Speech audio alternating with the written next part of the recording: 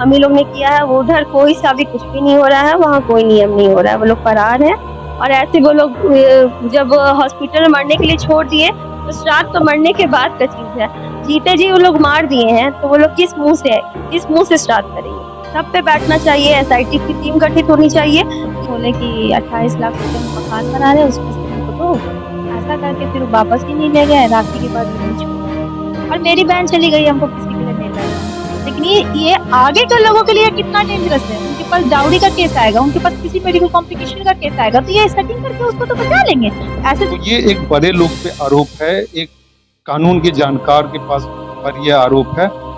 तो कहीं वो अलग अलग तरीके से धमकी देके, थ्रेटनिंग देके आप लोगों पे दबाव बना सकते हैं कि केस हटा लो। अगर आपने एफआईआर की राजधानी पटना में है, जहां राजधानी में एक सनसनीखेज वारदात हुई है, घटना हुई है, जहां एक जज पर आरोप लगाया जा रहा है कि उन्होंने अपनी पत्नी की हत्या कर दी।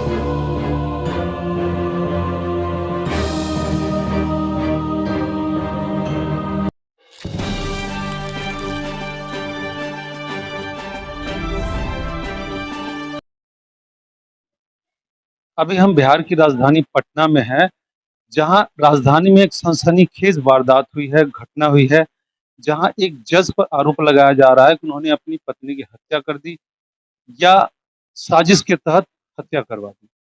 इसी सिलसिले में हम आए हैं, बात करते हैं, बताते हैं पूरी घटना के बारे में। आप इस धरती पर कोई भी माँ बाप अपने बच्चों को बड़े ही लाड़ प्यार से पालता है, और खासकर अपनी बच्चियों को तो परी की तरह पालता है, और अपनी औकात से कहीं बढ़ के, अपने हैसियत से कहीं बढ़ के उपहार देके अच्छे से अच्छे घर में शादी करते हैं, और इसलिए कि उनकी बेटी खुश रहे, हमेशा हंसते मुस्कुराते रहे।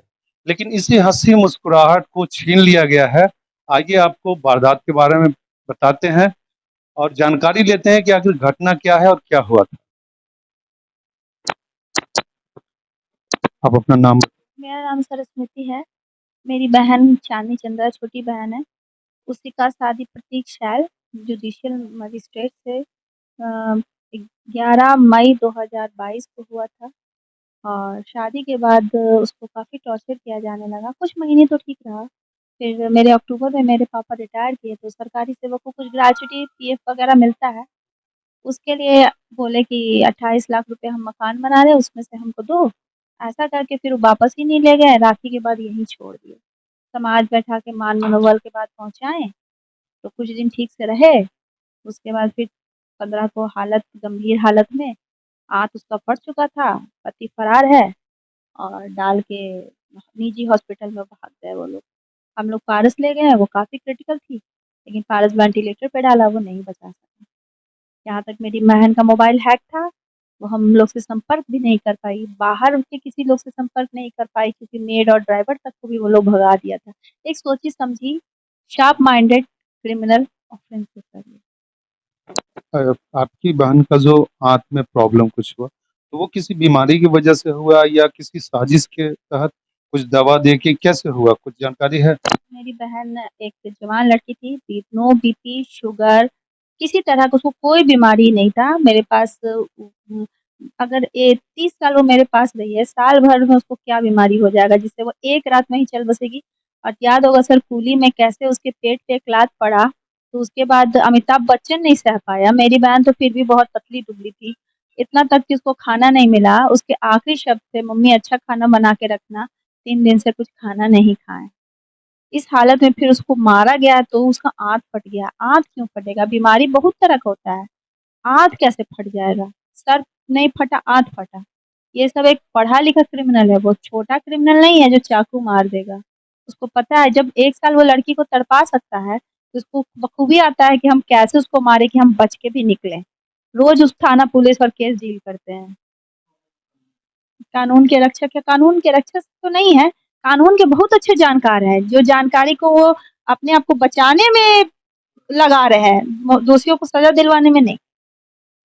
आपकी जो बहन थी वो कहाँ तक पढ़ी लिखी थी? मेरी बहन नेट क्वाली एमए की हुई थी, पीए गोल्ड मेडलिस्ट थी, नेट क्वालिफाइड है, और पीएचडी कर रही थी वीर कुंवर सिंह यूनिवर्सिटी में, रोहित चौबे सर के अंडर। रोहित चौबे सर का कोविड में निधन हो गया, उनका कि उनका उसके बाद अमरकांत झा सर के अंडर में थी, और वही उनका सिनॉप्सिस था आईआर रिलेटेड, उनका इंटरनेशनल रिलेशन पे उनका। एक बात बताइए जी, आपकी जो बहन थी वो काफ़ी पढ़ी-लिखी थी, तो वो क्या उन पर जो जुल्म हो रहा था उसका प्रतिरोध नहीं करते थे? वो प्रतिरोध सर की, लेकिन प्रॉब्लम क्या हो गया कि वो मोबाइल हैक किए हुए था और ये साजिश ये बोला कि अगर तुम अपनी बात किसी को बाहर करवाओगी तो हम बहुतों को बर्बाद कर चुके हैं, तुम्हारे भाई की गाड़ी में पुलिस के द्वारा गांजा रखवा देंगे, बेर करवाते करवाते थक जाओगी, कोर्ट मेरा घर है, बहुतों को बर्बाद किए हैं, तुम क्या हो। छोटी सी लड़की, पढ़ाई लिखाई होता है लेकिन एक मानसिक तौर पे वो उसको कमजोर कर दिया गया, शारीरिक तौर पे उसको तोड़ दिया गया। उसका पति था, वो रोड का क्रिमिनल रहता तो थप्पड़ मारती या दौड़ के भाग जाती। उसको शादी के साल भर में वो स्तब्ध हो गई कि इस तरह का हमको कैसे मेरे साथ हो सकता है। ये समझते समझते उसको काफी लेट हो गया, क्योंकि एक एक मारे दूसरा बचाए, तीसरा मारे, उतना शार्प लोगों से वो बेचारी अकेले नहीं लड़ पाई और मेड भी उसकी भगा दी गई ताकि ये घर से संपर्क नहीं कर पाए। साल भर के अंदर बेटी को बीमारी हो गया, स्ट्रोक फट गया, फांसी लगा ली। ये सब कहानी कितने मनगढ़ंत है, कितने सालों से चली आ रही है।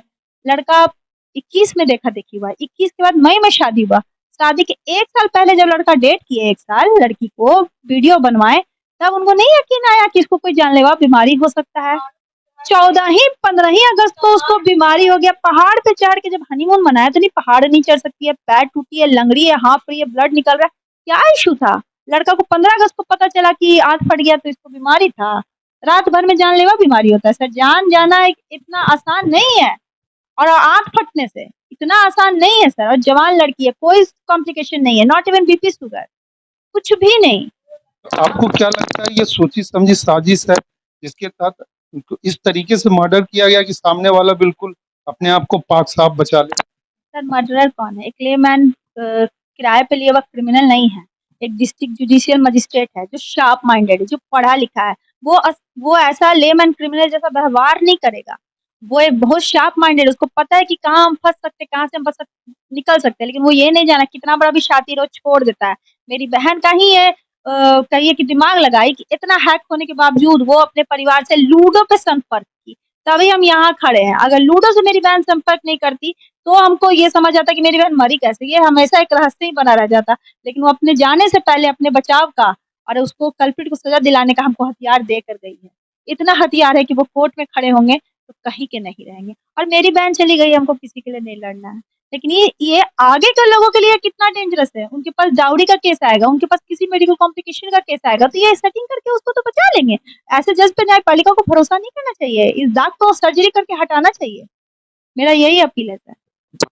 आपका जो आरोप है एक बड़े व्यक्ति पे आरोप है।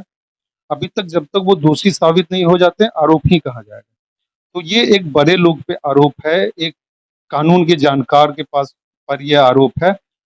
तो कहीं वो अलग-अलग तरीके से धमकी देके, थ्रेटनिंग देके आप लोगों पे दबाव बना सकते हैं कि केस हटा लो अगर आपने एफआईआर दायर किया है तो? धमकियाँ मिल रही हैं और ऐसा आदमी को पता चल जाता है, खासकर लड़की में एक इंस्टिंक्ट होता है कि कोई उसको देख ले तो उसको समझ आता है कि इसका क्यों ये ऐसे देख रहा है। एक हाँ, मोटो क्या है, एक लड़की में इंस्टिंक्ट पैदाइशी होता है। हम लोगों को घूरा जा रहा है कि टारगेट हो तुम, बाहर जा रहे हैं तो पीछा कोई कर रहा है, क्यों? लड़के का सर्किल बहुत ज़्यादा है। ऐसे भी कुख्यात लोग का सर्किल बहुत रहता है क्योंकि उसके लिए वो गलत-सलत काम करता है। शरीफ का कम ही सर्किल होता है, इसका सर्किल है 70-70 लोग खड़े कर देगा। तो हम लोग को किया जा रहा है। हम तो ये माध्यम से कहते हैं अगर हम लोग को कोई हानि मेरे परिवार के व्यक्ति को पहुँचे तो इसका जिम्मेदार प्रतीक सैल और उनके पिताजी शैलेंद्र कुमार है, माता प्रणीता देवी और ननद प्रतिमा और माता प्रणीता देवी है। यही इसके रिस्पॉन्सिबल है क्योंकि हम लोग को टारगेट किया जा सकता है क्योंकि हम लोग बहुत बड़े लोगों के खिलाफ मुहिम छेड़े हैं। लेकिन इसीलिए छेड़े हैं क्योंकि हम सत्य हैं। अगर इतने बड़े लोगों के खिलाफ हम खड़े हुए हैं तो अपनी जिम्मेदारी के साथ खड़े हुए हैं क्योंकि मेरा हाथ मजबूत है। साक्ष्य के आधार पर मेरा हाथ मजबूत है। हम लड़ेंगे, हम बैठेंगे नहीं, हम लड़ेंगे। हम प्रतीक सैल को भी आपके माध्यम से बता दे रहे हैं कि हम हर हद तक लड़ेंगे न्याय दिलवाने के लिए और न्यायपालिका की इस तरह का क्रिएचर से निकालने के लिए उन लोगों को। ये हमारे साथ जिस लड़की के साथ हादसा हुआ उनकी बहन है और ये दृढ़ प्रतिज्ञ है कि आगे की लड़कियों की सुरक्षा के लिए, आगे समाज की सुरक्षा के लिए ये लड़ेंगी और किसी हद तक जाके लड़ेंगी। ये झुकने वाली नहीं है, ये डरने वाली नहीं है। कंचन, अच्छा, और जो मृतका है उनकी कौन है आप? हम उसकी बुआ है। अच्छा, आप उनकी बुआ। आपने तो बचपन से देखा होगा जिनकी हत्या हुई, वो कैसी थी? मतलब भतीजी बहुत सुशील संस्कारी थी। वो हमारी भतीजी है, हम लोग जैसी एक सुशील थी, पढ़ी लिखी होते हुए वो संस्कारी थी और उसको उन लोगों ने मार दिया है। और मुझे आप लोग माध्यम मैं सरकार से अपील करती हूँ कि मेरी भतीजी को इंसाफ दिलाओ, हम सबको इंसाफ दीजिए। बाहरी व्यक्तित्व आप नहीं सोचोगे कि नहीं ये जज नहीं है, कोई जज नहीं कर पाएगा कि वो जज है। मेरा तो जो लॉस होना था वो लॉस हो गया, मेरा अब लाइफ भी लॉस हो जाए चाहे कुछ भी हो जाए, बट उसको तो सजा दिलाए बिना हम लोग पीछे नहीं हटने वाले। मेरा बिना गुनाह का मेरा सबसे बड़ा मेरा अनमोल चीज चला जा चुका है, उसका अभी कुछ नहीं गया है। हमें बिना क्राइम के बिना कोई कोई गुनाह नहीं किया और हम लोग को दुनिया का सबसे बड़ा सजा मिल गया है, तो उसको सजा मिलना चाहिए। इसलिए हम लोग अब पीछे नहीं हटेंगे, चाहे वो कितना बड़ा भी डेविल हो। तो ये पूरा हम लोग का कथा में भी है ना, चाहे वो महिषासुर है ना, उसका महिषासुर का भी अब मर्दन होगा, वो मरेगा। अगर वो महिषासुर है तो ये देवी दुर्गा का रूप धारण करने के लिए तैयार है। और इनका कहना ये है कि किसी का भी दम्भ हो, चाहे किसी भी पद पर हो, दम्भ टूटेगा, इंसाफ मिलेगी, इंसाफ के लिए लड़ेंगे और कानून से ऊपर कोई नहीं है, ऐसा हमारा संविधान कहता है, ऐसा हमारा देश कहता है, ऐसा हमारी मानवता कहती है।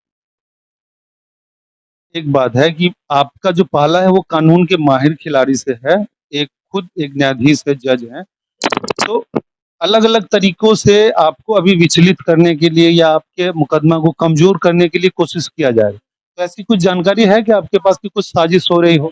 बिल्कुल पता चला है कि वो पोस्टमार्टम रिपोर्ट से छेड़छाड़ करने के लिए गए हैं। वो पोस्टमार्टम रिपोर्ट केस को मैनेज कर रहे हैं। पोस्टमार्टम रिपोर्ट पे उन लोग का फोकस है कि वहाँ मैनेज हो जाए और बीमारी घोषित कर दिया जाए, उसको मैनेज करने का कोशिश कर रहे हैं। और वो हर टाइम बहुत सारा धमकी ऐसा दिए हैं कि केस हम फिक्स कर देंगे। उनका सारा वीडियो, सारा मेरे पास जितने रिकॉर्डिंग्स हैं सारे में कि ये कोर्ट मेरा घर है, ये सब मेरे बाएं हाथ का खेल है। हम जब चाहे केस ऊपर आएगा, जब चाहे केस का डेट दिलवाएंगे।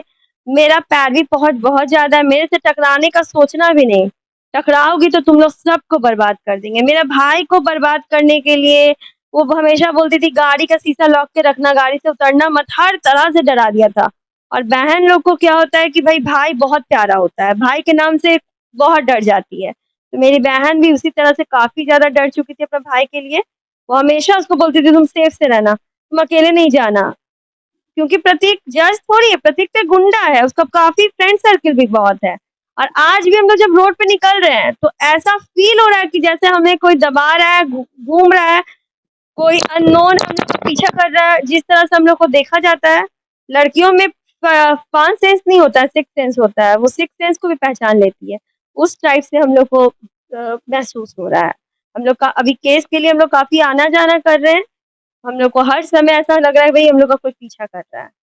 ये जानकारी भी निकल के आ रही है कि आपके छोटे भाई को फंसाने के लिए या फिर उसे पूरी तरह बर्बाद करने के लिए ये धमकी भी दी जा रही है। बहुत तरह का धमकी दिया गया है। गांजा रख देंगे तुम्हारे भाई के गाड़ी में, वो भी पुलिस के थ्रू गांजा प्लांट करवाएंगे। हमको बस एक बार पुलिस को फोन करना होगा, तुम्हारे भाई के ये गाड़ी में गांजा प्लांट हो जाएगा, शराब प्लांट हो जाएगा, वो जेल जाएगा और बेल के लिए मेरे ही कोर्ट में दौड़ेगा ना, उसको उस समय हम बताएंगे। हर तरह से डराया गया है।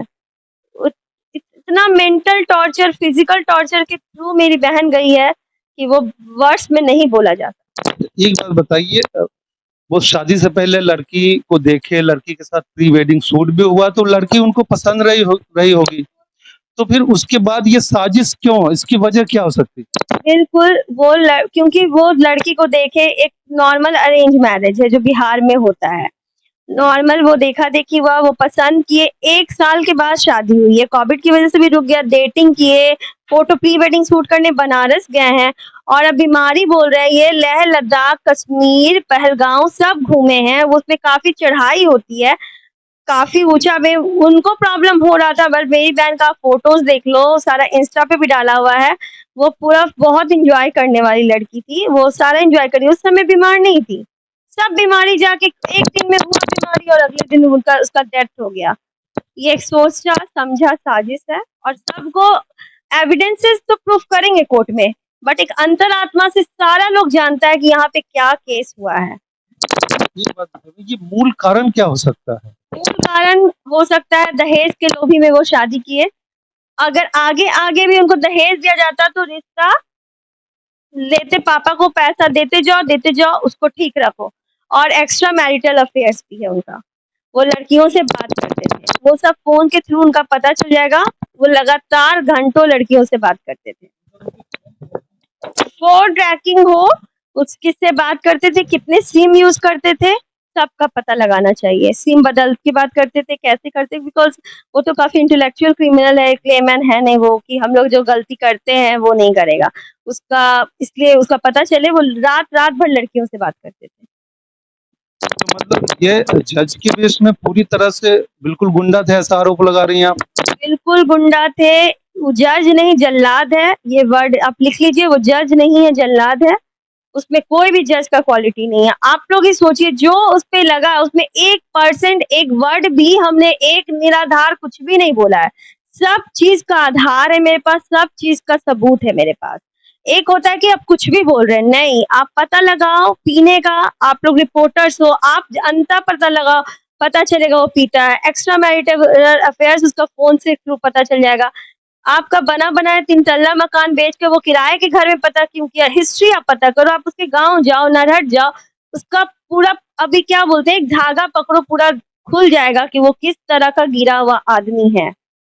वो जज है।